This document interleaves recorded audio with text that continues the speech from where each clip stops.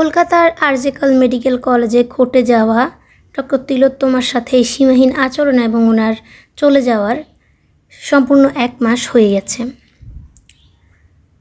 এই 1 মাসে নানা রকমের প্রমাণ আদি সিসিটিভি ফুটেজ ফাঁস হলেও আজকে এমন একটা চাঞ্চল্যকর কিছু তথ্য ফাঁস হয়েছে এই মধ্যে, এবং কিছু সিসিটিভি ফুটেজ আপনাদের সাথে এই মাঝে শেয়ারও করে ফেলেছি, যেগুলো শুনলে আপনাদের জাস্ট কাক কেঁপে উঠবে এবং আপনাদের মনে হবে যে মানুষ এইরকম করতে পারে, এইরকম আচরণ মানুষের দ্বারাও সম্ভব। সিবিআই এর কাছে এমন এমন প্রমাণ এসেছে এবং এমন ভিডিও যেটা সিবিআই এর হাতে লেগেছে, যেগুলো আসলে মানে সিবিআই নিজেই দেখে খুব বেশি পরিমাণে আহত হয়েছে এবং আশ্চর্য হয়ে গেছে, নিজেদের বুকটাই কেঁপে উঠেছে। তো কি হয়েছিল এবং কি ভিডিও সিবিআই এর হাতে লেগেছে সেই সব কিছু সম্পর্কে আজকে বলবো। আপনারা কিন্তু শেষ পর্যন্ত থাকবেন, আর অবশ্যই কমেন্টের মাধ্যমে আপনাদের মতামত জানাবেন। কে কে এখন পর্যন্ত আন্দোলনে আছেন, কে কে রাস্তায় আছেন, কে কে আন্দোলন জারি করে যাচ্ছেন, সব কিছু কিন্তু কমেন্টের মাধ্যমে জানাবেন।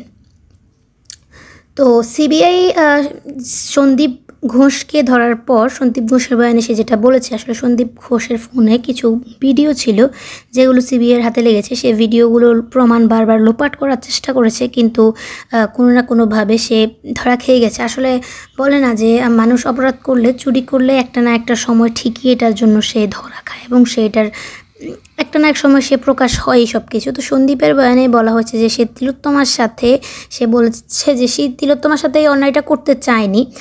তাদের প্ল্যান ছিল তারা তিলোত্তমাকে বুঝিয়ে অনুরোধ করে টাকা দিয়ে মুখ বন্ধ করে দেবে, কারণ তাদের হাসপাতালে বছরের পর বছর নানা রকমের অনৈতিক কাজকর্ম চলছে।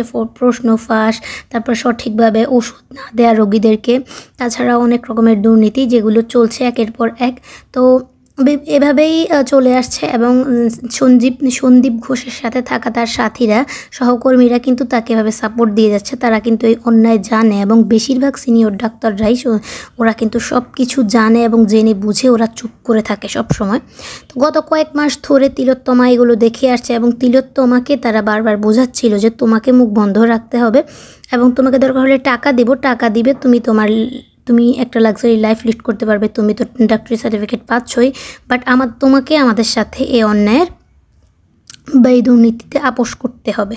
কিন্তু তিলোত্তমাকে গত কয়েক মাস ধরে বোঝানো, বিভিন্ন রকমের ছোটোখাটো গিয়ে কাজের প্রেশার বাড়িয়ে দেওয়া, বিভিন্ন রকমের সাজা দেওয়া, কিন্তু তিলোত্তমা তারপরেও সৎ থাকবে অন্যায়ের সাথে, সে কোনো ক্রমেই আপোষ করবে না।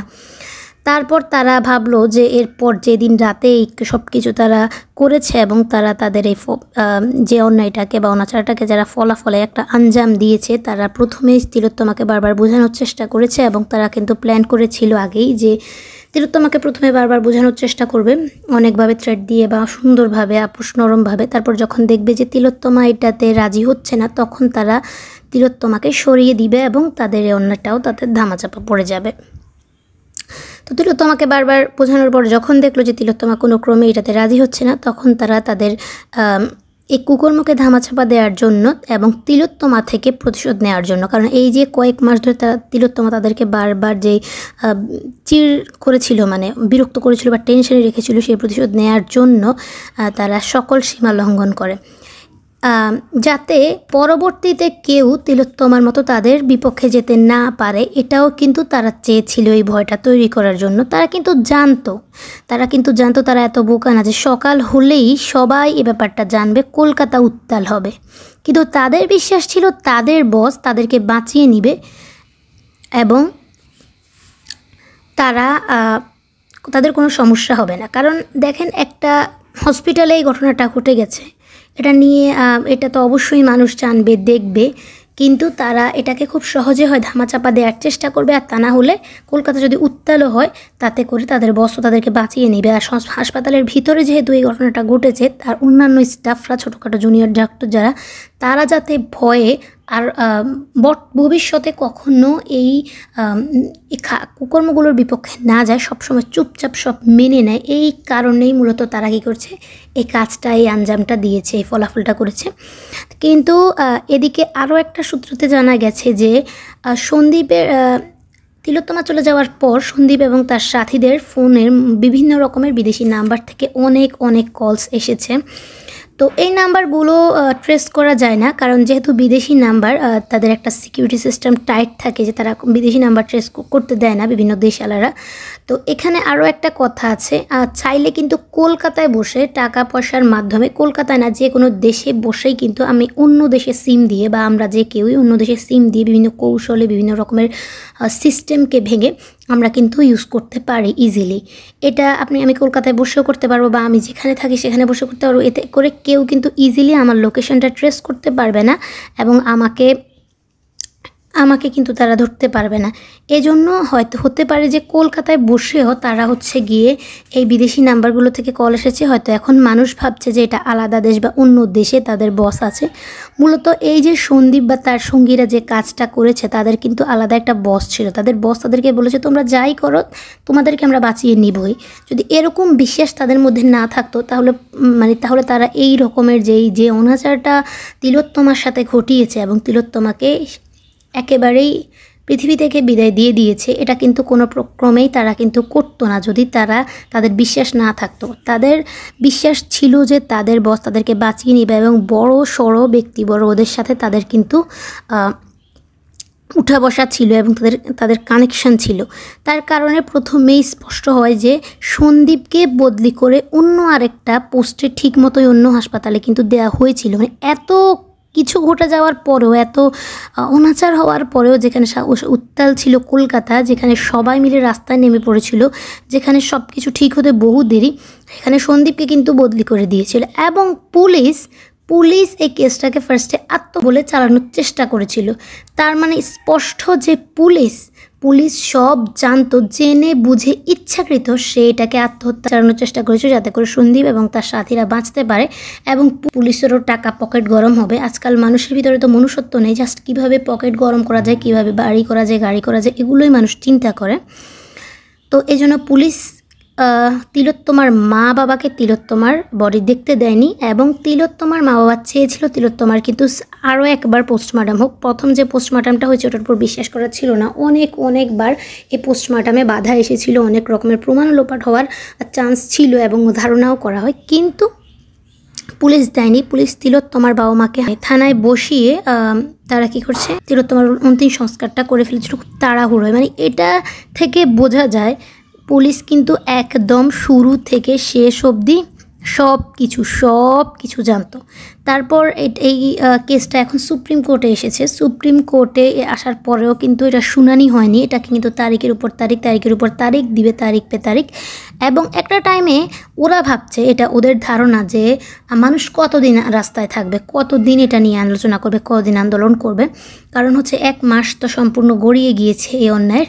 তারপর হয়তো ফিউচারে আরেকটা অন্যায় হবে বা আরেকটা ইস্যু ভাইরাল হবে, তখন মানুষ সেটা নিয়ে হয়তো পড়ে যাবে এবং এটা ধামাচাপা পড়বে এবং এই ক্লান্ত হয়ে একটা সময় মানুষ যখন সরে আসবে তখন তারা বেঁচে যাবে। এভাবে তারিখ পে তারিখ দেখাবে যে আমরা কেস করছি, আমরা কিন্তু এটার বিরুদ্ধে কথা বলছি, কিন্তু আসলে ওদের প্ল্যান কিন্তু অন্যটা। ওরা চাচ্ছে মানুষ ক্লান্ত হয়ে পড়ুক এবং এটা থেকে সরে আসুক, একটা সময় ঠিকই সরে আসবে। অ্যাকচুয়ালি আমি বলতে চাচ্ছিলাম না, তবুও বলি, বাংলাদেশের ব্যাপারে কিন্তু যখন আন্দোলন হচ্ছিল তখন কিন্তু এইরকম একটা ইস্যু হয়েছিল বাংলাদেশেও। যখন দেখা যাচ্ছিল যে বাংলাদেশের ছাত্র জনতারা এই আন্দোলনটাকে আন্দোলন থেকে সরছিল না, তখন কিন্তু সরকার অন্য বিভিন্ন রকমের ইস্যু, বিভিন্ন রকমের সব কিছু ইন্টারনেট অফ করে দিয়েছিল প্রায় সপ্তাহখানেকের জন্য। ছাড়াও বিভিন্ন রকমের জিনিসপত্রকে সামনে উঠিয়ে আনার চেষ্টা করেছিল, করোনার বিষয়টাকে পর্যন্ত টেনে আনার চেষ্টা করেছিল, যাতে ছাত্র জনতার আন্দোলন বন্ধ করে দেয় ভয়ে এবং বা পিছিয়ে যায় বা অন্য জিনিস নিয়ে ব্যস্ত হয়ে পড়ে। কিন্তু তারা মনোবল হারায়নি এবং তারা কিন্তু অন্য জিনিস নিয়ে ব্যস্ত হয়ে পড়েনি। তারা ঠিকই তাদের আন্দোলন চালিয়ে গিয়েছিল, অনেক ছড়েছে, অনেক কিছুই হয়েছে, তারপরেও কিন্তু ওদের কাজ করে গিয়েছিল এবং সফলও হয়েছে।